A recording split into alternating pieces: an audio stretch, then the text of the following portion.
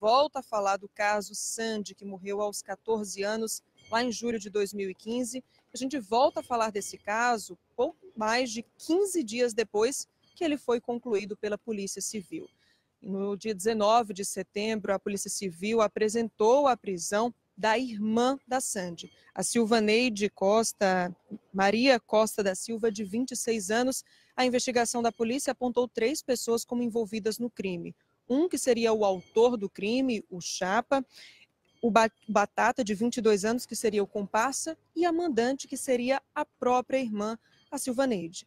Mas a família não aceita esse desfecho, eles receberam com muita surpresa esse resultado do inquérito policial, por isso a família entrou em contato com a produção do Cidade Alerta para apresentar a sua versão e dizer que não vai aceitar esse resultado e quer a Silvaneide de volta para casa, porque afirma que ela é inocente. Aqui ao nosso lado está a Luziara, que é a mãe da Sandy e a mãe também da Silvaneide. Antes de tudo, eu queria que a senhora começasse falando como é que tem sido esses últimos 15 dias com a sua filha na prisão, na colônia penal feminina, lá no Bom Pastor.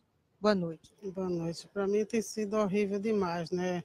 Não consigo dormir, não consigo comer direito, os meninos pensam nela. E eu vivo sempre aperreada, porque eu não sei como é que ela vive lá, se ela vive bem, se ela não vive. E no dia que eu fui ver ela, para mim foi triste demais, saber que a minha menina está ali inocente, porque de maneira nenhuma eu acredito que ela fez isso. Nem eu, nem os tios, ninguém em casa acredita nisso. Lá dentro ela tem recebido ameaças por conta dessa acusação de ter sido a mandante. Tem recebido muito. No dia que eu fui ver ela, ela falou: mamãe, eu estou com muito medo de ficar aqui, que todo mundo está me ameaçando, dizendo que vai me pegar, e eu estou com muito medo, eu quero ir para casa. Eu disse: não se aperrei não, que se Deus quiser você vai sair daqui, Silvaneide. Baseado em que a senhora afirma que ela é inocente, que ela não teve nenhuma participação na morte da irmã Sandy? Porque a todo momento Silvaneide estava em casa. Ela estava comigo. Na hora que Sandy não apareceu, eu liguei para ela, o celular dela estava dando fora de área. Então, Silvaneide saiu comigo e foi procurar ela. A gente saiu às 9 horas da noite, procuramos ela, não encontramos, voltamos para casa. Então, desde esse momento, Silvaneide não saiu mais de casa. Quando nós viemos sair de casa, já eram 4 horas da manhã para a gente voltar a procurar. E daí foram inventar isso, não sei porquê. Vocês foi uma surpresa, então, o resultado do inquérito policial? Para mim foi uma surpresa muito grande, uma surpresa e um choque, porque eu não esperava isso deles, não. Dizer que Silvaneide é a culpada, que em momento nenhum Silvaneide teve culpa nenhuma. Disso aí eu tenho certeza. Para a senhora, né, que é mãe agora, como é que está esse coração de mãe dividido, né, em busca da justiça da filha que morreu tragicamente lá em 2015 e agora, né, tendo que acompanhar essa prisão também da Silvaneide? Tá, o coração está destruído, né? Porque em ver ela ali, não poder fazer nada, esperar, mas a justiça vai ser feita, em nome de Jesus. A gente está aqui também com a equipe dos advogados, né, que tem acompanhado a família e está em busca, né, dessa soltura também da Silvaneide. A gente está aqui com o Renato Vilela, o Luciano Dias, pedir para eles se aproximarem, e também a Maísa Santos, que fazem parte, né, do grupo de advogados que está acompanhando o caso. Eu queria que vocês começassem explicando o que é que vocês estão levantando de informações, o que é que vocês já fizeram para tentar reaver essa decisão da prisão da Silvaneide. Boa tarde, boa noite. Boa noite. O primeiro fato que está chamando a atenção da defesa é quanto à venda do aparelho celular da vítima Sandy, né? O delegado afirma que Silvaneide, no dia do crime, se dirigiu até o local onde aconteceu esse homicídio, recolheu este telefone e posteriormente vendeu, né? Mas como bem salientou aqui a dona Luziara, a todo momento a Silvaneide estava em casa, né?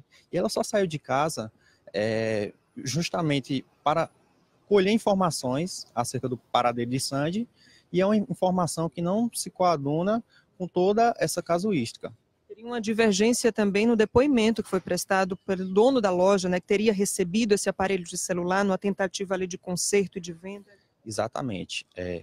Um dos depoentes, que foi a primeira pessoa a adquirir este aparelho, ele informou em seu depoimento que o dono da loja lhe disse que aquele aparelho teria sido deixado por um rapaz e que esse rapaz teria deixado esse aparelho lá para conserto e posterior venda. E que ambos, o dono da loja e esse suposto rapaz iriam dividir os lucros. Então, inclusive, antes desse depoente sair dessa loja, o que é que acontece? Ele salientou, inclusive, em seu depoimento, que o dono da loja disse, olha, eu vou ligar agora para o rapaz para ele vir pegar parte dele.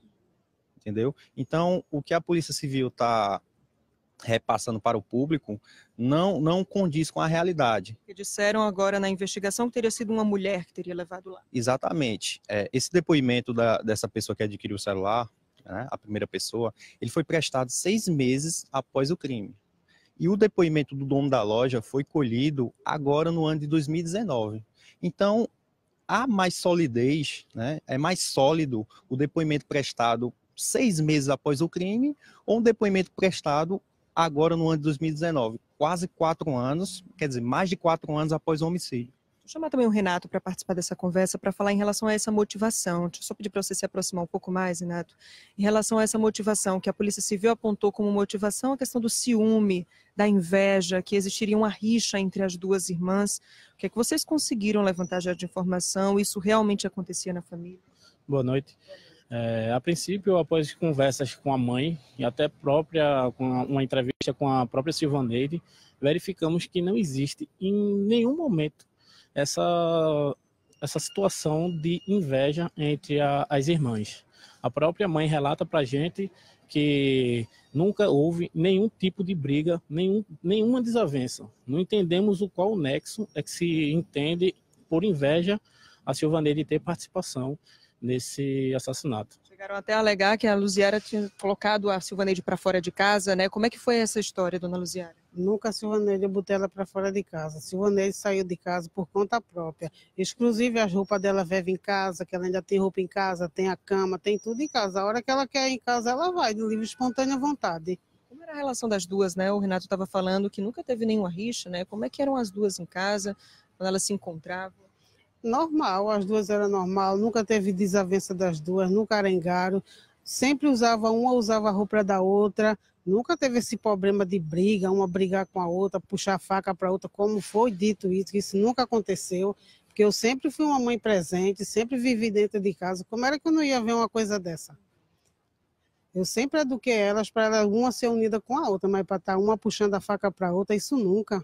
Levantaram também até uma hipótese de que o marido da senhora, né, que é pai da Sandy, padrasto da Silvaneide, teria dito que achava que a relação delas não era muito boa, que a Silvaneide poderia de fato ter realmente tomado essa atitude, essa iniciativa.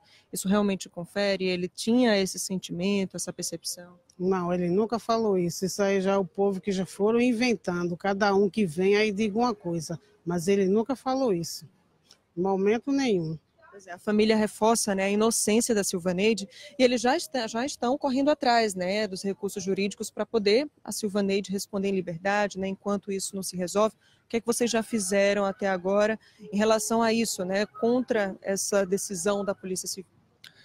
Ao final da tarde de ontem, a defesa impetrou um habeas corpus visando a revogação dessa prisão temporária por expressa ausência de requisitos. Isso não tem prazo, né? Isso vai ser avaliado, vocês têm uma noção de quanto tempo isso vai durar? Infelizmente não tem prazo, mas a defesa acredita que em breve nós teremos uma resposta. Vocês tentaram entrar em contato com o delegado, já que vocês estão apontando ali algumas divergências, né, da investigação, do inquérito? Não, a defesa teve por 3 vezes na delegacia em busca de informações acerca do inquérito. E o interessante é que, na última vez que eu estive por lá, o delegado fez uma exigência de um peticionamento para eu, na condição de advogado, ter acesso a um inquérito policial, né, do qual eu acatei esse questionamento dele, fiz o meu peticionamento e eu aguardei por cerca de 3 horas, mais ou menos, o retorno do delegado até a delegacia. O mesmo havia saído para almoçar e quando ele chegou, eu tive acesso, tranquilamente. Mas, assim, a defesa já consegue encontrar algumas barreiras, né, no acesso do inquérito policial. Vocês, além dessa questão toda envolvendo a Silvaneide, apontam também uma divergência em relação ao que é apontado como comparsa, né, o Batata, de 22 anos. Que participação ele teria, né? O que é que vocês conseguiram levantar também, se ele realmente teve participação nesse crime? Exatamente. Após uma análise minuciosa dos autos, e de todos os depoimentos, foram 34 depoimentos e 28 depoentes, né? Nós analisamos todos e o nome de Batata é cogitado apenas uma única vez no depoimento de uma pessoa, e ela cita que escutou de uma terceira pessoa que disse a ela que viu no dia do homicídio Batata e Chapa seguindo a vítima Sandy. Mas essa terceira pessoa não foi ouvida no inquérito policial. Então essa é a única menção de Batata em toda a investigação. Então a defesa de Silvaneide também acredita que não se colheu elementos suficientes para incriminar Batata, tampouco Silvaneide. E essa conversa de que alguém falou, alguém disse, também aconteceu no próprio velório, né? No enterro, algumas pessoas disseram que o Chapa teria se encontrado com a Silvaneide lá no momento. Exatamente. Foram veiculadas algumas informações inverídicas, né, sobre o fato da Silvaneide estar conversando com Chapa no dia do velório. Fato que eu já conversei com a mãe de Silvaneide e ela discorda disso, porque a Silvaneide passou todo o tempo ao lado do tio e ao lado da irmã no velório. Então, são informações muito desencontradas, são acusações rasas e temerárias que estão, de certo ponto, acusando uma pessoa que não tem nenhum tipo de envolvimento com o homicídio da irmã e que até hoje está sofrendo com essa perca. Muito obrigada pelas informações. A gente, claro, vai continuar acompanhando o desfecho desse caso. Sandy, a menina de 14 anos que foi morta em 2015. A gente volta com você no estúdio, Thiago Raposo. Ok, obrigado, Jaqueline. E esse caso aí vai dar muito pano para manga ainda, né? Porque, olha, Sandy morreu, né? A irmã agora está presa com, pelo menos ali, 3 advogados que eu vi, como qualquer cidadão ou cidadão, ela tem direito à ampla defesa. A família não acredita no que disse o delegado. E aí a gente até tentou conversar com o delegado hoje, mas ele estava sem tempo, hoje. Né? E aí é claro que o inquérito foi finalizado pelo doutor Augusto Cunha, ele vai encaminhar esse inquérito para o Ministério Público, mas uma coisa é fato, ele concluiu que a irmã tem participação. E a Justiça, por enquanto, acreditou. Muito obrigado pela audiência, hein? Segunda-feira o André Stanislau está de volta, é claro. Informações durante 24 horas, você acompanha no portal